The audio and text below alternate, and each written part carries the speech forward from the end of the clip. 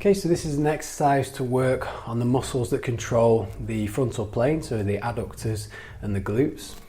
What you're going to do here is you need a box which could be a step at home or any type of box which is raised from anywhere to 6 to 8 inches up. What you do is you're going to be on the point where your side here, like so, and you're going to place your knee or the inside of your knee on the box here. What you do then is you're going to push your hips upwards into this position so they're coming off the ground. Now, whichever side that I emphasize now is going to be the side that's working. So if I push my right leg into the ground, I'll be working on my right glute. Whereas if I make my right hip lighter and push onto my left inside knee, I'm going to be working on the adductors on that side. Now, I'll still be working the muscles on the opposing side, so the adductor here will be working with the glute on the opposing side. However, the emphasis is going to be where I put my centre of mass. Now, what's also important here is the level of hip flexion that you go into. So if I want to work on a really hip flex position, I can go here, whereas I can go further down and move the position of the box if I want to work on a more hip extended position as I go through.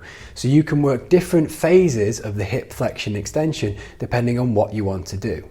Now, let's say I'm going to work in this position and I work on the left adductor, so this inside leg.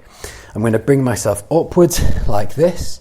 And we have light pressure, and I can dictate how much pressure I put onto my body by using this hand here.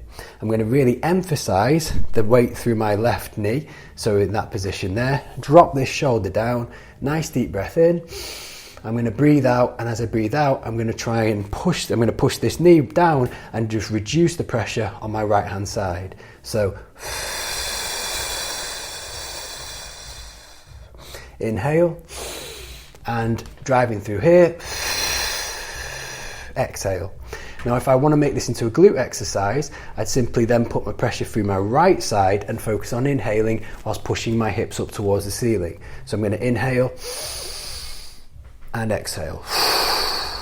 You can integrate this into a passing on to each side with the inhalation exhalation. So in other words, you can inhale and push through the right, then exhale and push through the left.